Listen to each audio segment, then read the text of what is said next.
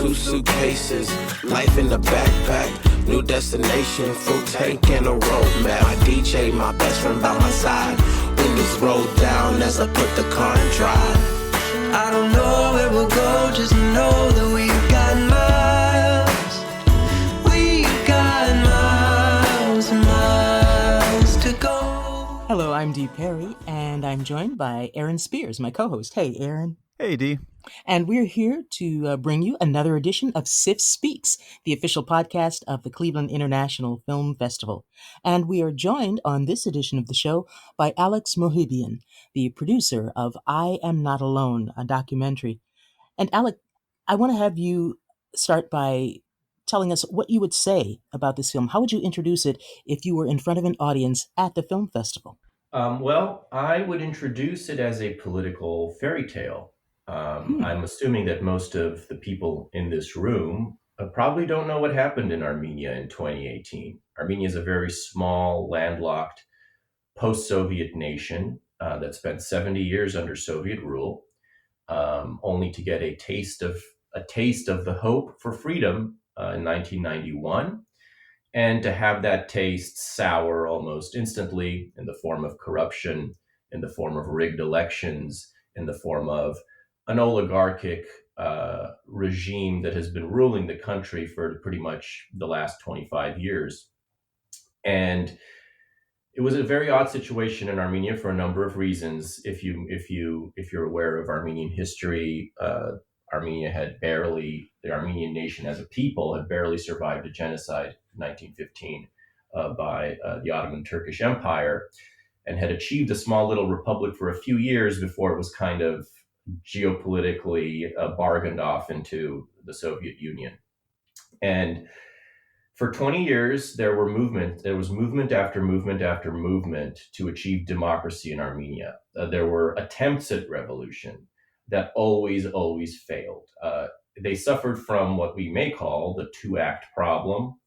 There would be an initial surge of energy following a rigged election, calling to overthrow the people who had stolen the election, and it would inevitably fail. And each time these movements failed, the people would lose more hope, and they would lose more sense of why they're even living in this country. And there was a huge problem of people leaving the country, of mass exodus of a very small country to begin with. It was a situation of total civic despair in which, in the spring, on Easter Day of 2018, this opposition activist, journalist, member of parliament in a very small faction, because of course the opposition in Armenia had no power in parliament, he decided that he would go on a march across the country to inspire his people to topple the regime. And only about 10 people joined him. His own allies in the government kind of laughed at this fanciful little gesture. And he took off, and a stray dog joined him on the way. And, some of us kind of put on our binoculars and observed how this little poetic gesture would peter out. Unlike the previous movements, however, this one had a third act. And the protester was Nikol Pashinyan, a former journalist and member of the Armenian parliament, and he was protesting the plan by the current president, 2 terms, Serge Sarkisian, to change the rules and become the country's prime minister, so he could, in effect, have a 3rd term and possibly longer. The footage of Nikol beginning his journey was in the film, starting on Easter of 2018. Had the film I Am Not Alone started at that point, or was this just documenting by Nikol? It was a combination. He was, as you'll see in the film, his march was announced on Facebook Live. He announced it on Facebook Live. This would become sort of the symbolic tool of the revolution. Facebook Live and social media generally is something that has come to a country like Armenia much later than it has to the United States, for example. I mean, it's been a common thing, let's say, here for several years, but in Armenia, it's only recently become something that almost everybody sort of uses and has. This is important because the media in Armenia is mostly controlled by the traditional media, by the government, or government, by the oligarchs who run the government.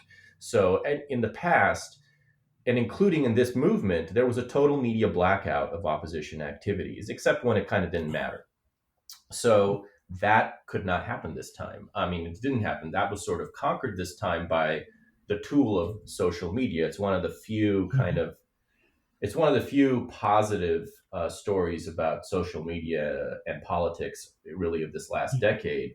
So that's a kind of an important point I just wanted to make, because this live streaming would be such an important thing throughout the process. Garin Hovhannisyan, the director, who lives in Armenia, and I, who do not live in Armenia, but who have been involved in these attempts at democratic revolution for several years, going back in my case to 2012. Garin Hovhannisyan would always film these kind of stillborn revolutionary attempts anytime there would be a protest outside. And it usually happens once every year, once every 2 years. As I had mentioned, they had become a little bit more frequent the last 5 years for reasons we can possibly get into later. But he was in the habit of just filming anytime something was happening, he was filming it. He was hoping that one day the third act would come, and he had been involved in some pretty heavy act twos in the past. So it was a matter of habit, and there was no sense that this was going to be the defining movement. It was just a matter of habit to film as soon as any such thing got off the ground. Right. And so it sounds then like the film, I mean, what became I Am Not Alone, grew organically out of this footage.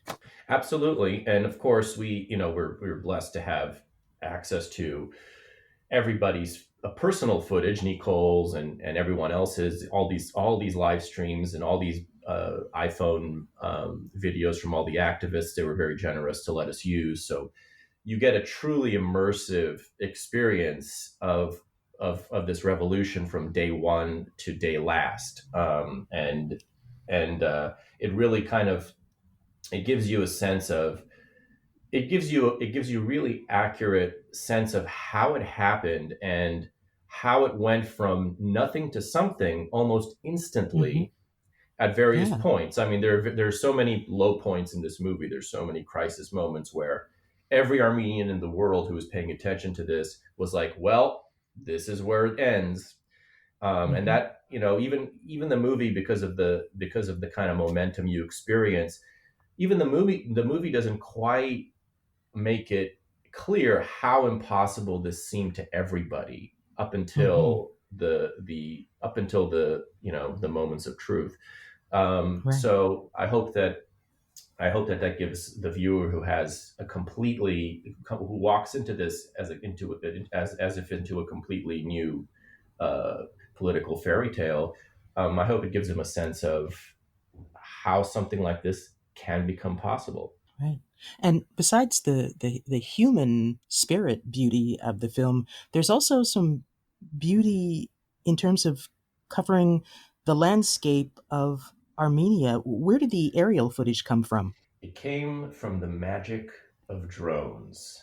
We had a few drones.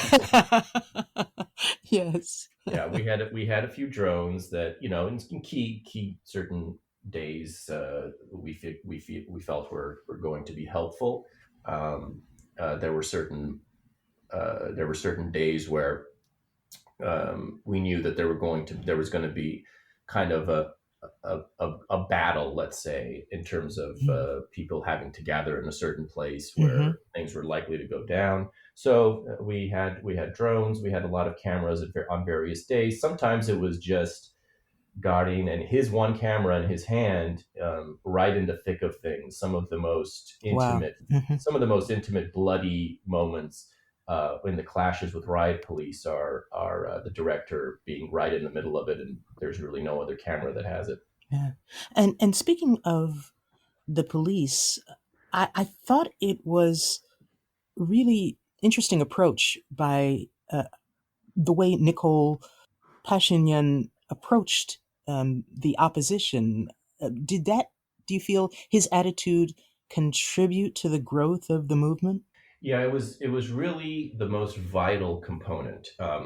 And this attitude that you refer to, as people will discover, was an attitude of peace, and it was an attitude that this had to be a nonviolent revolution. This had to be a completely bloodless revolution, because there was just no capacity in the populace for violence. There had been a violent crackdown of the attempted revolution in 2008. That's a common motif in the movie because it's always referred to. Don't repeat March 1, 2008. That was a day that government snipers killed 10 protesters, and that kind of had put the entire revolutionary spirit of the Armenian people in mothballs when that happened. And so that couldn't ever, it was the fear of that happening again kept people home. It kept people home, and it kept the whole concept of ever achieving anything in the realm of the impossible. And on the other hand, when you tell people we're going to bring down this all-powerful regime which controls everything, which forces 30% of the population who works for the government to vote a certain way, just as a minimum, just regardless of even any kind of ballot stuffing, that controls all the media, that has everything. How can you possibly get them out of power without a violent upheaval? On that, in that respect, it kind of sounds fantastic to certain people that you could do this peacefully. But that was a tactic that had, earlier movements had begun to introduce in Armenia, the tactic of hands up, hands open. The police are our brothers. This is, after all, we are all Armenians. We are, after all citizens of this country, and we're fighting for you, police. We're doing this for you. And that was a huge part of it. There were so many moments in this movie where you see an old lady, waving her slipper at a policeman, and it's comical, but it's also actually quite powerful, because it's hard to look that old lady in the eyes if you're a policeman and not feel something. I'm curious what some of the biggest challenges were of bringing all of those moments together. Was there a moment after things were calmer that you said, we have to let the world know this, and we've got all of this? As a producer, I'm just wondering how you were involved in making some of those decisions. Well, to begin with, we had the good fortune of this revolution almost organically unfolding like a Hollywood movie. It's crazy. If you're to, when we sat down and I originally went over and edited the treatment that Garn had put together, it was crazy how close it was, like just without any embellishment or without any kind of structural editing type of. It was. I mean, it's a hero's journey to a degree that if you were to script it, would seem too much, seem too on the nose, right down to the stray dog joining in the beginning. So yeah. So it's really funny how, as a storyteller, you start to notice world events taking on the characteristics of the stories that we know so well. It's a strange thing that happens, and it happened in this case. Now, of course, there were all kinds of little moments that had to be arranged in such a way as to reveal to the public, to the viewer, how cause and effect works in a situation like this. It all happens. The action of this movie all happens within 23 days. And the hardcore action of it really happens within 12 days. I think they arrive in Armenia. They arrive to the capital city from their march on April 9, and the climactic day is April 23. There were so many surprises along the way, so many twists and turns. One that surprised me as I saw more of the film was the presence of the man who was being opposed, Serge Sarkisian. How did you convince him to take part in this film, which essentially is against him? Yeah, it was it was a big deal. It wasn't easy to get him to agree. He gave Serge Sarkisian, the deposed the former president who had made himself prime minister and who is the antagonist of the movie, and the man against whom this entire movement stood. We convinced him to give his only interview that he's given since the revolution, and he knew very well where we were coming from. The director's father ran against him for president in 2013. And so it took about a year for Godin to convince him to sit down for this interview.